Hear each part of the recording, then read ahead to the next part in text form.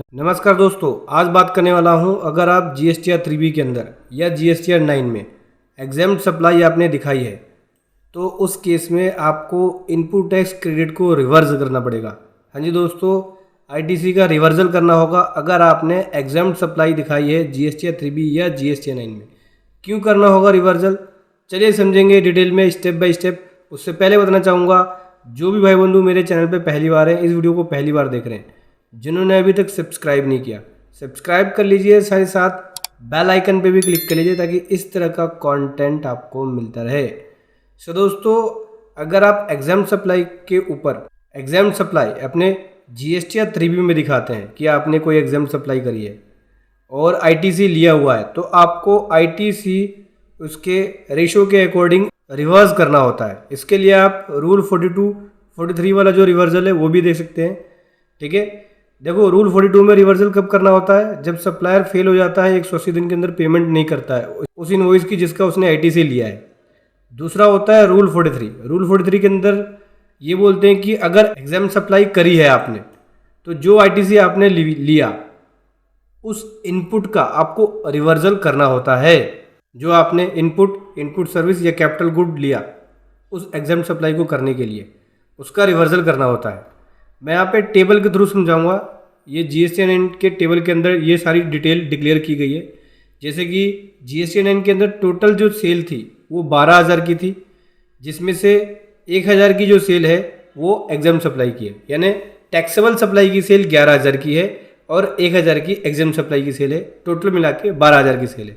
तो ये जो 12,000 वाली सेल में इसमें 1,000 की एग्जाम्प्ट सप्लाई भी इंक्लूड है। तो एग्जाम्प्ट सप्लाई को अलग कर दिया और यहाँ पे हमने ये आईटीसी लिया है, इनपुट टैक्स क्रेडिट। तो चूंकि हमने एग्जाम्प्ट सप्लाई करी तो जितनी एग्जाम्प्ट सप्लाई करी है उस रेशो के अकॉर्डिंग आपको रिवर्स करना होता है रूल 43 में। अगर आप रिवर्स नहीं करेंगे तो आपको नोटिस आएगा अगर आपने अपनी जीएसटीआर 3B या जीएसटीआर 9 के अंदर एग्जाम्प्ट सप्लाई डिक्लेयर कर रखी है। रिवर्स करने का फॉर्मूला ये है, आईटीसी रिवर्स करने का फॉर्मूला, ई को डिवाइड करेंगे एफ से, मल्टीप्लाई कर देंगे टी आर से। E means total exempt supply और F means total taxable supply including exempt supply. ठीक है, इसमें taxable supply plus exempt supply include होके आएगा। इसको आप ऐसे भी पढ़ सकते हैं कि टोटल सप्लाई सकते हैं आप इसको।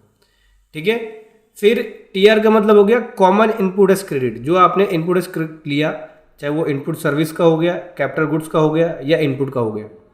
ठीक है, तो उसी के अकॉर्डिंग आईटीसी जो रिवर्स होगा, यहाँ पे बोलते हैं कि सीरियल नंबर 2 को डिवाइड कर दिया सीरियल नंबर 1 से। पहले इस फॉर्मूले के अकॉर्डिंग देख लो कि ई यहाँ पे क्या है। ई मीन्स एग्जाम्प्ट सप्लाई 1,000 रुपये है। ठीक है, एफ मीन्स क्या है, टोटल सप्लाई जो कि 12,000 रुपये है, और टी आर मीन्स क्या है, टोटल आईटीसी जो कि ये है।